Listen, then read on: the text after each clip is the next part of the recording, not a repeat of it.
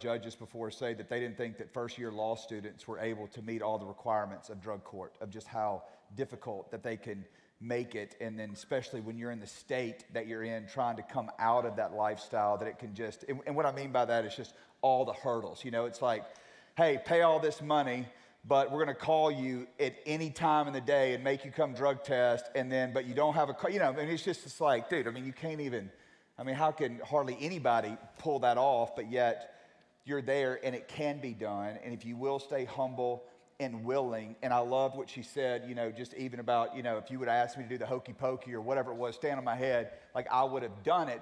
And that's the level of willingness that will not be denied. And you need to tap into that and find that. And you say, oh, Trey, I don't know if I can have, yes, you did. You got high for freaking a decade without any money. Yes, you know how to grind, all right? Okay, so you know how to grind, you know how to work, you know how to do whatever it is. You can get as creative as you need to get to be able to get what you want. So I know that you know how to do that, all right? That is a skill that if you look at it from the right perspective, every one of you possess that. So when your parents are like, you're so lazy, you're like, well, I did get high for a decade without any money, so I'm pretty resourceful, and I do know how to grind. We also have a very special guest tonight, and I don't want to embarrass her, but Summer Carter in the house tonight. I used to know her as Summer Page, but she went out and married a Marine and has a child and has 4 years clean, and was literally, if you're okay, was one of the first people that came through GoodLanding. And she had, I think, been out in California and then came back and then worked at GoodLanding and probably has saved so many lives. And even then, you guys know the grind. Lindsay kind of referenced it, and how, and just the demands of working in the recovery field. And she was there for so many girls, and it's just been awesome to watch you flourish, primarily on social media, but to have you back tonight is just awesome. So, Summer, give it up for Summer, if you guys wouldn't mind. I really am so grateful. You know, we've been open for over 8 years now, and I see people that laid every brick, you know, and some people, you know, gave me more headaches than others. But I am grateful because, you know, we are really standing on y'all's shoulders. And you paid a founder's price along with so many other people when we were trying to figure out, we just didn't know what we didn't know. And it's just, you know, the growing pains. All this stuff. Jamisio sitting up here, I know he's been through it all, done everything inside of this organization, gets an Into the Storm award hat like every month. But it's just awesome, you know, and I hope a lot of you, as God would lead you, that if you decide to do something in this field, that we do have a leadership development program that you have to be selected for, that you have to demonstrate to your peers and to your therapist and to just your community, you know, that you are somebody that possesses the integrity and the desire to help others, and it could potentially be a path to, at the very least, develop you as a leader, and you're going to get incredible, exceptional leadership training once you finish here, which will give you more time in the environment. And all of the data shows the longer that you stay in the environment, that your chances of entering into long-term recovery go up exponentially. Okay? So I want you to understand what you're up against right now. You're fighting a disease that tells you that you don't have a disease. Okay? We see this in the mental health realm, especially with bipolar. My mom was bipolar, and you know, she had every concoction of medicine that was thrown at her. And the thing is that psychiatrists were always like, hey, you take your medicine no matter what, right? No matter how you feel, and then you kind of watch, you know, this thing where it's all like, oh, I feel good, I'm not going to take my meds, and then the thing gets sideways, and then you're back in the mental health institution trying to reset. Okay, you guys are rooted in the fact that you are conscious, that you are here, that you are competent, you know, but you are still dealing with something that says that you do not have the condition. Okay, and that part of your brain that was that was addicted, it wants to continue to get what it wants, okay? My body, I am clean for over 12 years now, and I am telling you, I love to get high. Love it. I love everything about it. I love dope. I love shooting dope. I love the whole stinking. I have to crucify that. I have to crucify that. I don't want the hell that comes with it, but make no mistake, 12 years later, some of your parents are like, oh my God, is there any hope? Yes, there's hope. I'm not like walking around today, scared I'm gonna like fall in a pile of dope or something. But the point is that it is real, and that you've got to crucify that you've got to put new systems in place, new habits in place to ensure that you don't go back there, okay? We all have the same goals, ultimately, okay? I'm starting to get my gym back this year. We just entered into March, so all of the, January 1, I'm getting in shape. They kind of fall off about right now. So I don't have to wait on machines as much as I used to. But guess what? Everybody pretty much kicked off January 1st, 2026 with the exact same goals, all right? Everybody wants to make a little more money. Everybody wants a little more peace in their life, right? Everybody wants to get in shape. Whatever that is, you want better blood panels, or you want to bench 350 pounds, you want to get jacked, whatever, right? A little professional development, be a better dad, be a better mom.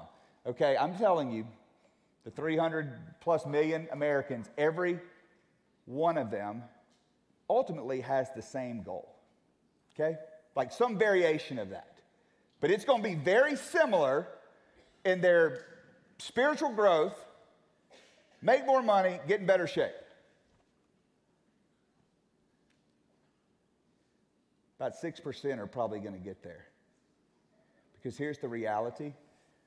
James Clear said it in Atomic Habits. We don't rise to our goals. We fall to our systems. Your systems and your daily habits of what you do on a daily basis is what's either going to allow you to hit those metrics or to never hit those metrics. You can show me what you do on a daily basis, and I will show you exactly who you're going to be in a few years. I will look at your habits. I will see how you operate. I will see at the pace you operate, the intensity that you operate, who you process your life with, all of those things. And I promise you that I can pretty much plot out your life of where it's going to end up in the next few years based off that. You do not rise to your goals. You fall to your systems. Every company in America wants to grow. Every company wants to do this. Every company wants to go up and to the right. Up and to the right means that you're winning, okay? Like if you look at a chart, at a graph, right? Up and to the right is what you want to see your organization do, okay?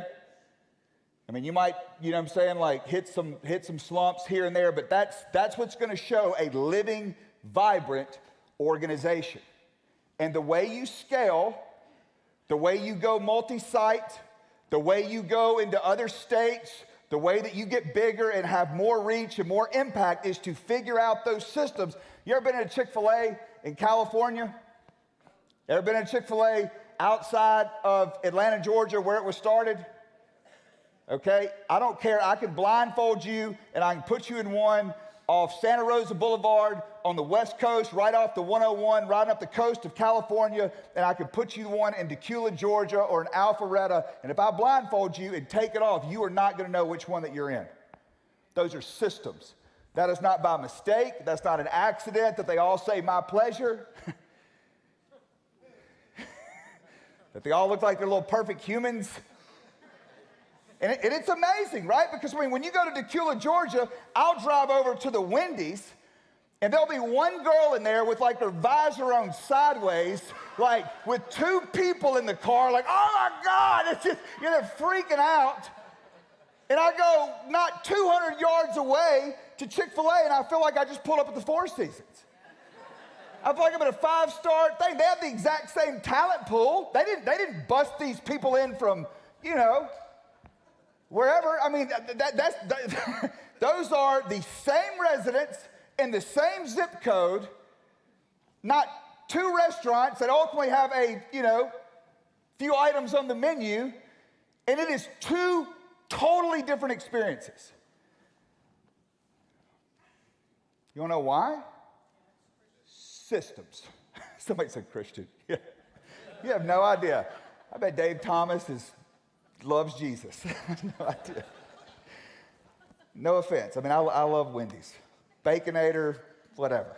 All of it. Junior bacon cheeseburger, been a go-to for a long time. But I do remember that distinct. I just remember going over there not that long ago, and this girl was just frazzled, like out of her mind. 2 cars in the drive-thru. I mean, she's about to have like the biggest meltdown. But it's culture, right? People like us do things like this. People like us do things like this. That's culture, right?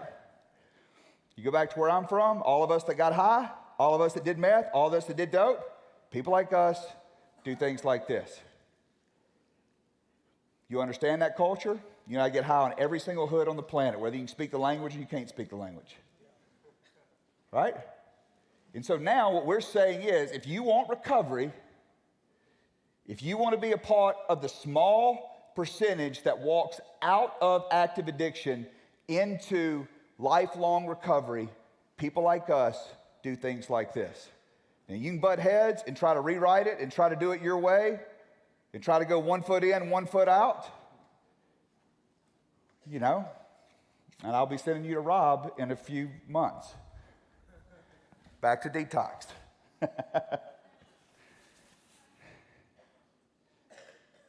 I don't want, you realize you do not have to live like that anymore. That's what Lindsay told y'all. You do not have to live like this anymore. You have been given the greatest gift on a silver platter, whether you chose it or not. People all the time are like, I chose to be here. I don't care why you got here. Sometimes I almost prefer that you were mandated, okay? I have better accountability with you, okay? But I will say that no matter how you got here, you have now, as a gift from God above, has given you back the power of choice on a silver platter. I didn't say that it's going to be easy, but I'm telling you, with 12 years clean right now, if I throw dope back in this body, I immediately forfeit my ability to be able to choose, and the dope will choose for me. And I will go on a run, and I have no idea when that thing might let me go again. If it does. If it doesn't put me in a premature grave. So you have choice tonight. You might be in physical withdrawal, you might be hurting, but in the middle of all of that, you have the ability to be able to choose right now of whether you're going to stay here and lock in and do it, whether you feel it or you don't feel it. Dude, do you know how many days that I don't feel it? You know how many days that I'm driving up to Recovery Church to have a room full of 400 or 500 people and I ain't feeling it?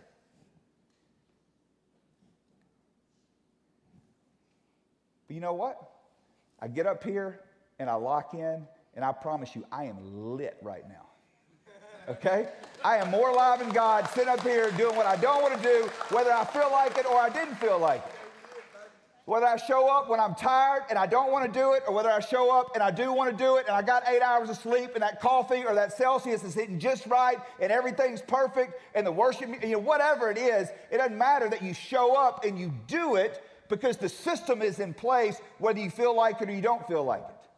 And that's what you have to build right now. You have to look at yourself as like an architect, as a builder. You are building the systems right now that are going to sustain your life. When we tell you to do a quiet time in the morning, that's not filler. That's not like, I didn't sit around with the leadership team and be like, you know what, these drug addicts, they just pissing me off. I mean, they're just having so much fun out there, getting high and having fun. Like, we have got to build some stuff that's just going to teach them. Dude, this is not the criminal justice system. This is not punitive. You are not in jail. I know some of you 18-year-olds are like, this is prison. No, big dog. This be the country club, all right? I promise you. This ain't jail. This ain't prison.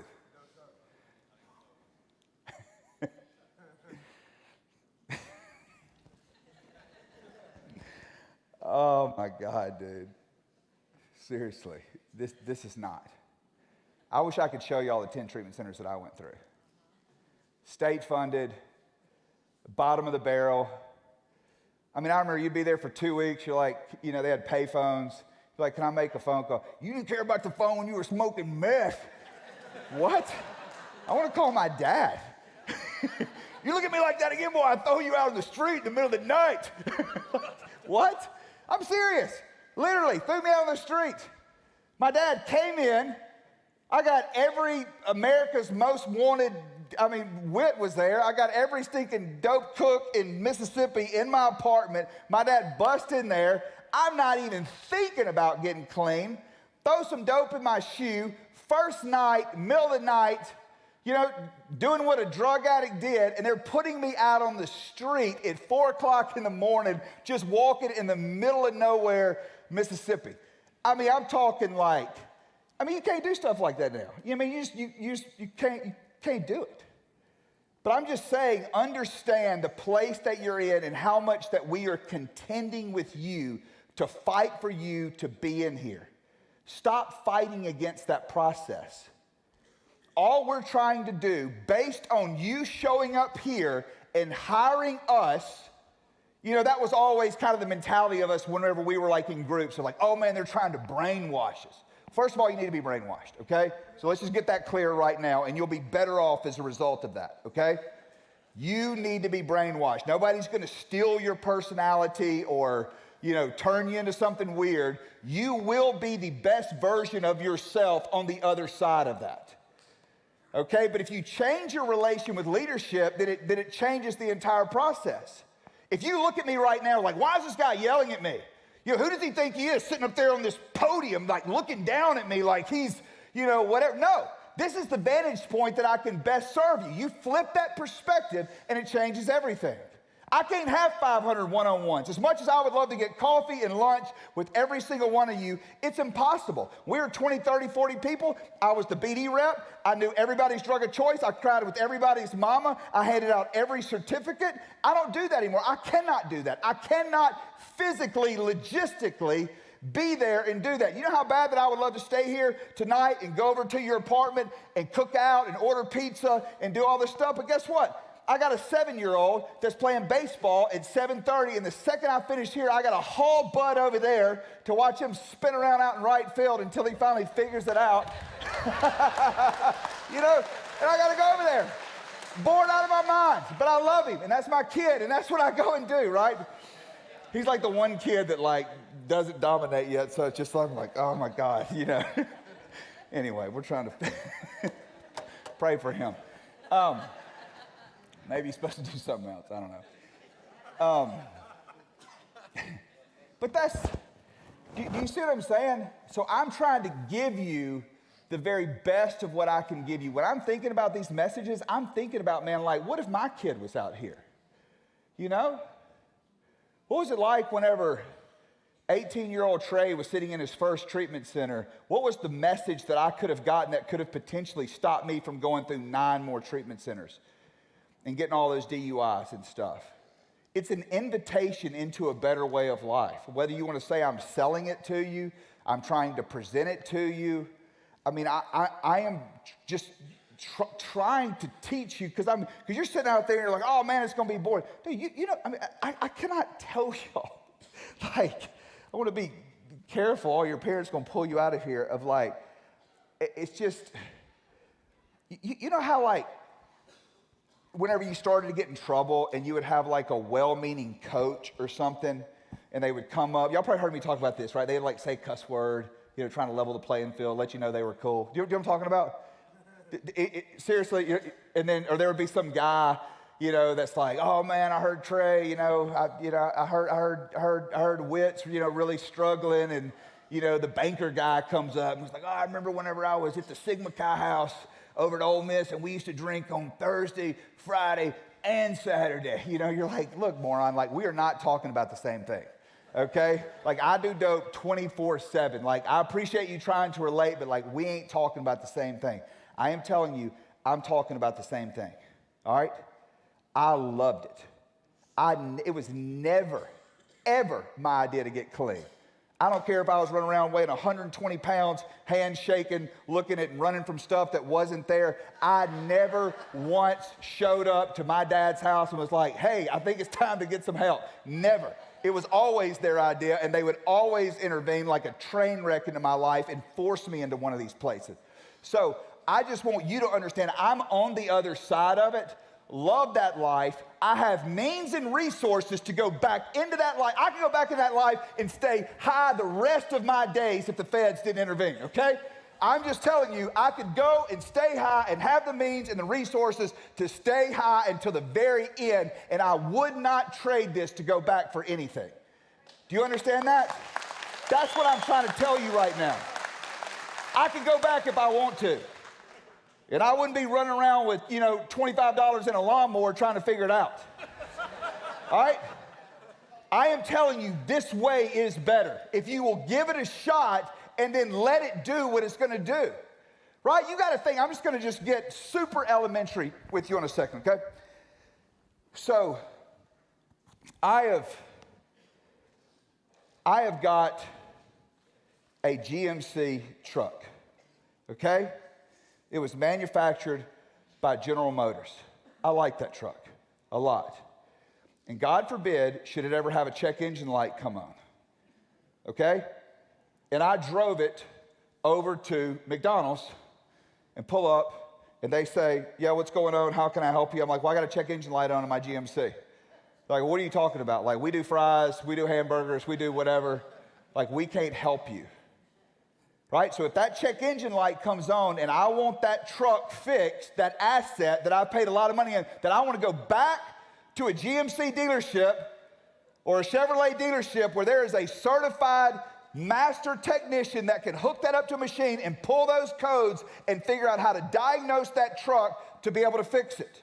Right? And here's the deal. If you're in this room right now, your check engine light is on and it is flashing. All right? Like that's where you're at right now. So don't be confused about where you are, right? And so why the Bible says that if any man or woman lacks wisdom, wisdom is rightly applied knowledge. Okay? There's knowledge and there is a way to rightly apply knowledge. All right? So if you lack that, to ask God and He will give it to you liberally. But here's what we do. We're lacking wisdom, and instead of processing with somebody who has a life that we actually want, we go to our knuckleheaded buddies and ask them, what do you think I ought to do? Well, you ought to keep getting high. What do you think I ought to do about my family that I've just burned? Well, you should probably just go do some more dope and cuss them out because nobody should, whatever it is. And they have the best of intentions, and they probably love you at some level, but good intentions don't equal impact. All right? I had the best of intentions whenever I was getting high. I was on a pursuit of feeling normal. I was on a pursuit of having a good time.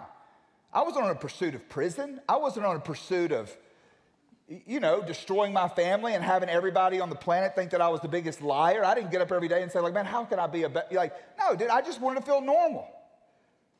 That was it. I want to have a good time, and I want to party, and I want to feel normal. And it was killing me. You know what? Y'all got that clip queued up off Remember the Titans? I was thinking about you when I found this today. Y'all have that? You got it?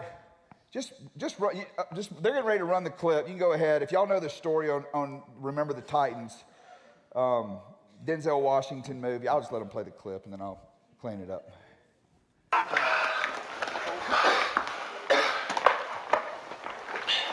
All right, man, listen. I'm Gary. You're Julius. Let's get some particulars and just get this over with, all right? Particulars? Yeah. No matter what I tell you, you ain't gonna never know nothing about me. Hey, listen.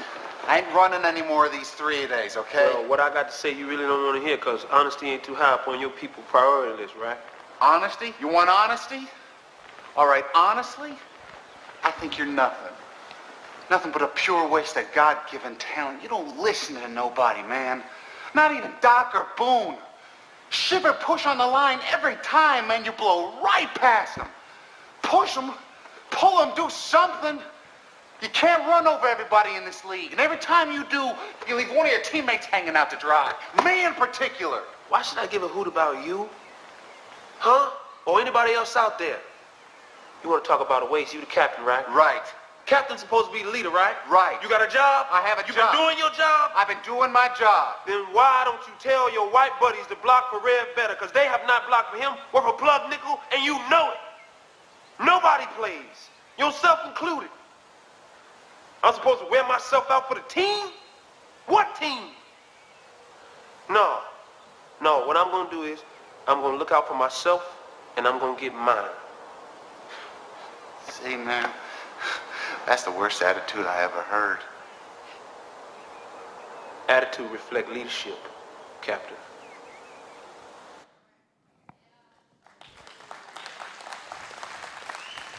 So, what's interesting about that is this is a team during segregation, racial tensions at an all-time high, and they integrate 2 school systems. And they bring in a brand new coach, who is Denzel Washington, plays Coach Boone in this movie. And he takes them to camp and gets them out of the environment where it is racially and politically charged. It takes them out into the middle of nowhere, and he is trying to get them to bond. He's trying to get them to unify. And everybody's resisting it. And so finally, they have this. Those are the 2 leaders on the team. Those are the 2 linebackers on the team right there.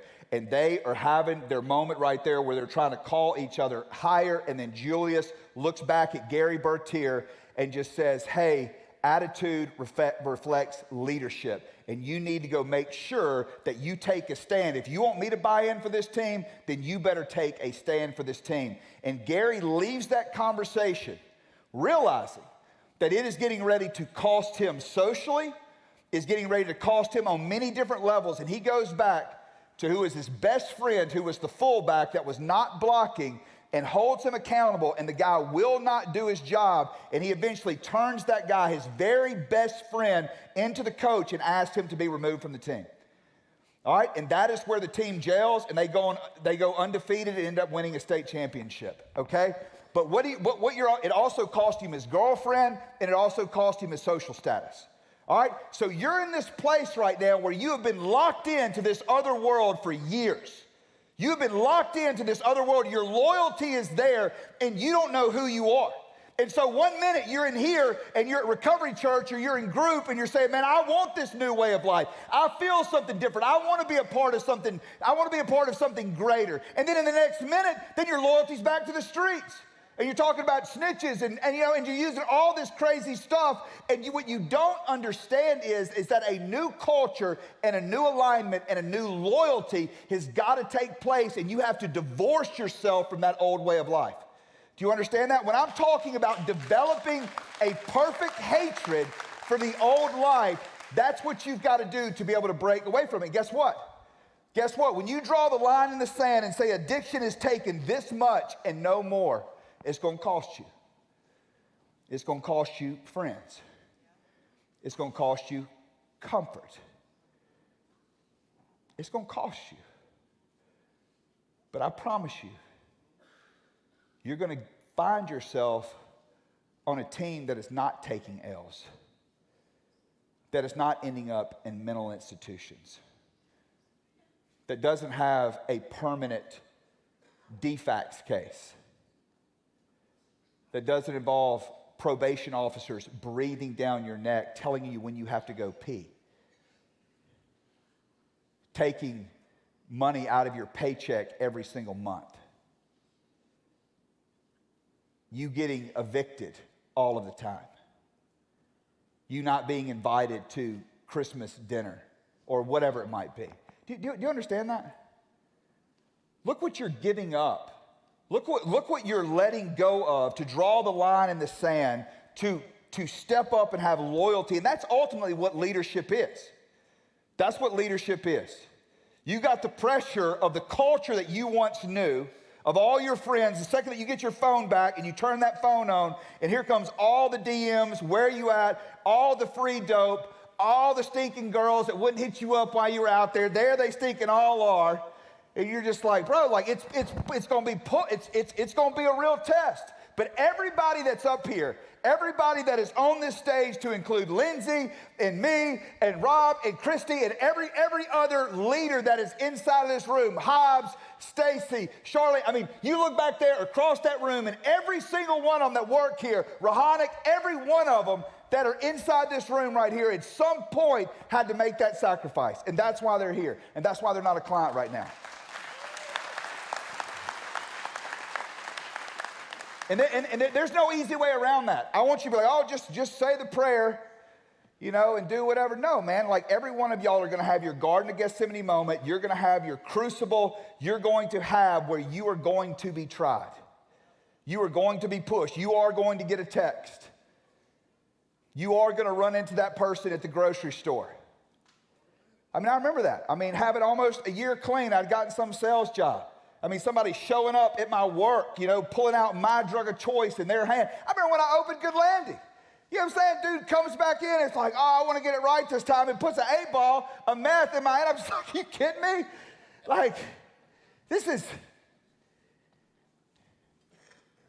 like, I mean, it's going to come, man. But you set the standard, you put the system in place, you build a new life. And every time that you're tested and you say no, that's what builds your testimony. That's what builds your character. That's what builds your credibility to be able to help other people. Every one of those wins that you get. So tonight, is worship team still here? BJ still here? We open up these altars. Find out who got this stinking cell phone. Taking that thing for 2 weeks. Chicken call in the middle of my message, bro. You about to get, you don't even know what's about to happen. It's probably somebody's parent. I'm just kidding. BJ's can come here and make me sound super spiritual. Y'all just wait. I'm about to get another stratosphere right now. Did you really? No way, congratulations. Was that number 3? A boy or a girl? Really? What's her name? Eden. Oh, wow. That's cool. We got an Eden, I think, down here in the front row somewhere. That's amazing, man. Congratulations. I'm tired. Yeah, I know, man. So he's up here tonight, sleepless, for sure. So these altars are open, okay? You know, what I want to open them up for tonight is anything that you have going on in your life. There's just something about an act of faith, a step of faith to come up here and just do business with God. But I think for a lot of y'all tonight, you know, there's a saying in recovery that says the only way to keep it is to give it away. All right? And so I want you not only seeing yourself as this, like, you know, person who's trying to, like, figure it out, but I also want you to see that you are the answer to other people's prayers. That there are parents that are praying right now, man, that God would reach their kid in this program, and that some of y'all are going to be the answer to that because you're going to step up and you're going to start to see yourself as that leader, that you've drawn the line in the sand and say, man, addiction has taken this much and no more. And you want to know what? The only thing, everybody's like, you can't take anything with you to heaven. And that's true. You can't take your watches, you can't take your ones, you can't take your cars, you can't take any of that stuff. But what you can take is other people. You can take people. You can take souls. Right? And so see yourself from that perspective, is that you get to be the answer, that you get to be the hands and feet of Jesus on the earth, pulling other people out of the hell of active addiction. That's what we do, man. And I promise you, you will never find anything, any job that pays more than that. You will never find any company, corporation, investment that you'll ever make that will produce those types of dividends and distributions and payouts, if you will, in your life, than when you get to be the part of saving, when you get to play a role in helping save somebody else's life. So, man, I love y'all. We're going to worship for a second. Y'all stay up here. Pray, seek God for strength, for power. I'm going to pray and then we'll wrap it up. Father, we love you. God, I thank you for tonight. I thank you for Lindsay. I thank you for her life and for her testimony and all that you have walked her through, that you have given her strength in some of the darkest moments that anybody could ever face. God, I pray, Lord, that you would use her story tonight to generate faith and hope and a belief that a better life is available. And I thank you for every single person in this room. Every single person that you've entrusted us with, God, that we get to serve them, God, that we get to tell them that you love them, that you have a plan for their life. And I pray that you would give them power and that you would break every chain of addiction, God. That you would work through the nurse practitioners. You would work through the therapists, God. That you would work in the groups, God. You would work in the vans. You would work at the sober living apartments, God. That you would work and that you would be manifest, God, and that you would bring about real and lasting change and healing and redemption and restoration in their lives. God, we believe that you are still enough. That Jesus is still enough. That God, you are still enough. That the blood is still enough. That your Holy Spirit is still enough.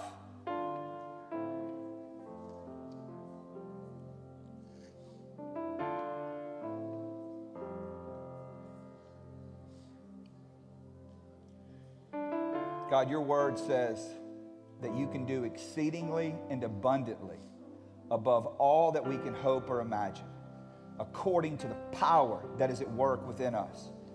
And we believe tonight that your power is at work within us, and that you are going to produce a life inside of us that is far greater than anything that we could ever imagine. And so we choose you again and again and again and again. And we ask for grace, and we ask for mercy, and we ask for strength. I pray for the moms and dads in this room right now, God, that you would restore the relationships with their children, that you would restore the relationships with their families, God.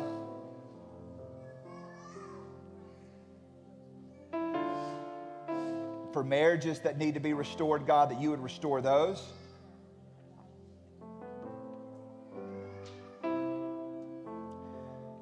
But above all, God, I pray, Lord, that you would build a new life. A new life, God. Not us trying to go back to our old life, but that you would build a new life. And that we would embrace everything that you have for us because we know that it's good. In Jesus' mighty name, we love you, Lord. Amen. Love y'all. Have a good one, man.